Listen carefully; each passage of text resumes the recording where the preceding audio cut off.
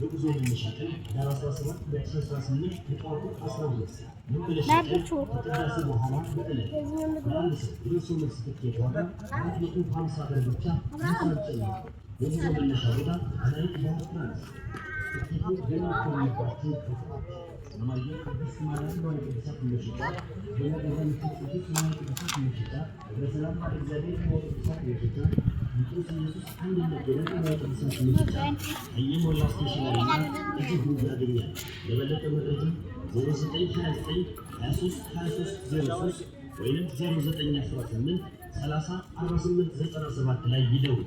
አዘጋጅ የኢማም ቅዱስ ጴጥሮስ የአባቶችና የእናቶች አንድነት ገዳም ጽዋ ማህበሩ ጋር በመተባበር